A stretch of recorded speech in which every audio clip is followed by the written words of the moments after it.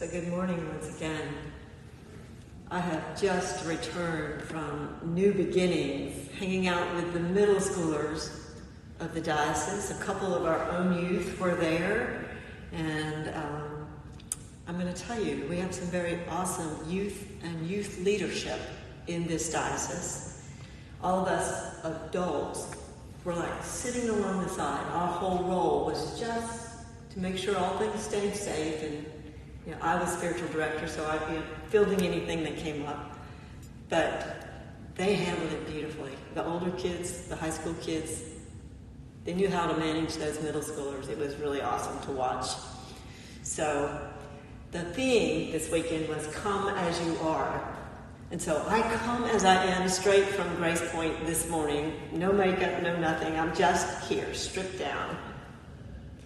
And it's really interesting. We have Thomas, our dear Thomas the Doubter this morning, always known as the Doubter. And we join with him and the disciples, this band of Jesus followers, at the end of the day of the resurrection. And the tomb was found empty. Mary has come back and reported all that she has seen Jesus.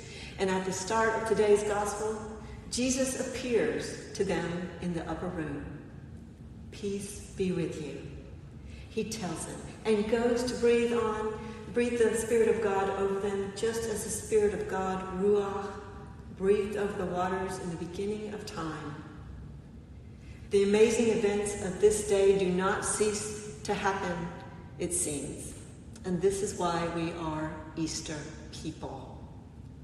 But for me, the story of Doubting Thomas is one of the most realistic and intimate stories that we have in the post-resurrection era.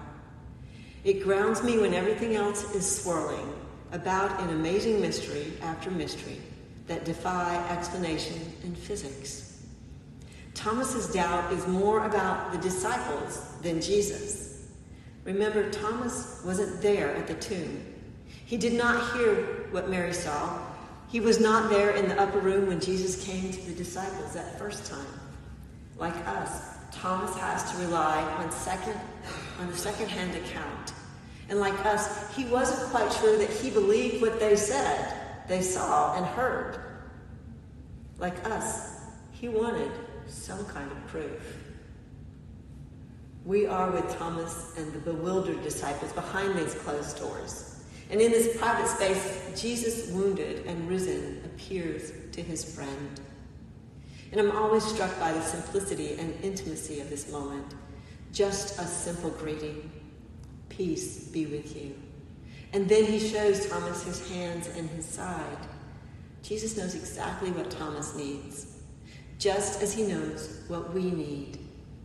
And here's the good news. Jesus is not judgmental, angry, or dismissive. Jesus meets Thomas right where he is. He invites Thomas and us to place a finger in the holes in his hand and in his side, if it will help our unbelief or help us to believe. And today, the gift is right there. Jesus has joined us where we are. We're all seekers and doubters, sometime believers. And Jesus greets us with the same intimacy and love that he showed Thomas.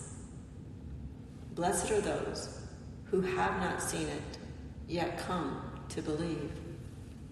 We can't see the universe, yet we know it is there. And all that its secrets, and know that all that its secrets are not yet revealed. And there's so much that we still can't explain, and still new things to discover. We can't see love, but we can feel it and know it. Jesus' resurrection appearances are not intended to create new believers, but to strengthen and bring hope to his disciples and his closest friends. Jesus breathed the Spirit of himself into them on that day, the Spirit of faith and hope that would sustain them and strengthen them for the work that lay ahead. And we would do well not to overlook the fact that Thomas chose to stay despite his doubt with the community of believers. So too, in the earliest church described in Acts today, they chose to stay in community, persecuted and driven underground as they were, yet they felt they could uphold their faith together, pooling their resources for the community and the common good. We are all the fruits of that early community. We are the continuation of that work. We are charged to bring those who come seeking Jesus to catch a glimpse of him, to feel the breath of his Spirit. And that's us too, all of us, seekers, doubters, and believers alike. Amen.